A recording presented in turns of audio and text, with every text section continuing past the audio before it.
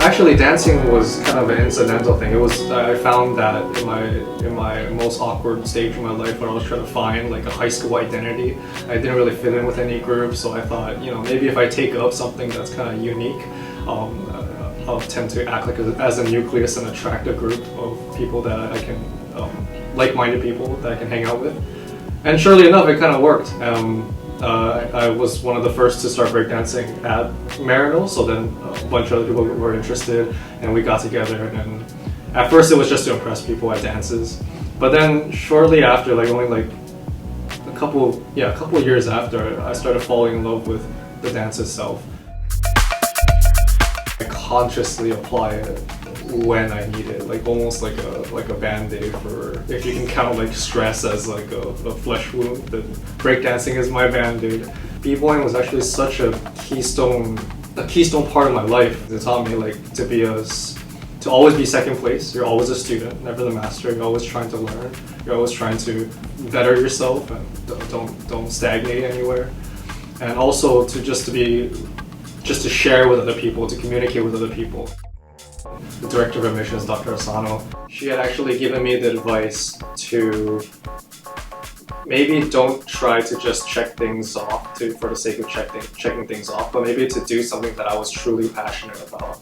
And she said, maybe you should go and teach breakdancing, really cultivate that passion that you have in there, and see how maybe that will kind of bring out your desire to help people.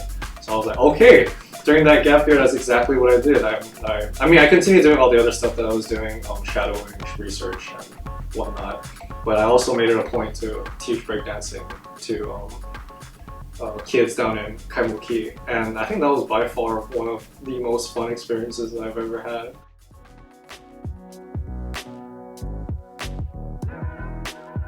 Uncles and aunties and grandparents, when they moved here, they have very limited English capabilities. And then they just felt like when they came here to seek for medical help, they always had to I don't know what the phrase is in English, but they always have to kind of put themselves below, because they have the communication barrier and they have to wait for other people to be willing to come and take care of them.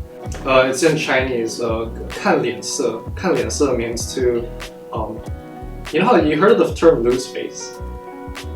Lose face means to be embarrassed, but also it means to have your dignity taken away from you. So when you say 看脸色, it means I have to see someone else's face first. So if they're angry, then I gotta shy away, I gotta speak up. But if they're happy, then they can go and ask them for a favor. So it's a condition where it's the result of your care is contingent upon somebody else's perception of you. And then so I think that kind of feeling always made them feel very oppressed. It really depends on where you're at with the material. If you are way too far behind and you're just not keeping up with it on a regular basis, or if you're a procrastinator, then it's going to be a lot more difficult. But if you are studying on a regular basis, then I would say there will come a time where you study so much and it's just not going in anymore. That's when you know you should stop and you should go do something you love.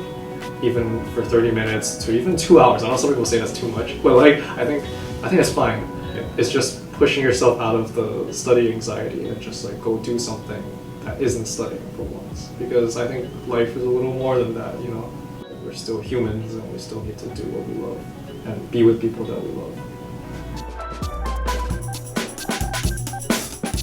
Yeah, assuming I still have every bone in my body unbroken, and no pains, yeah, I will try.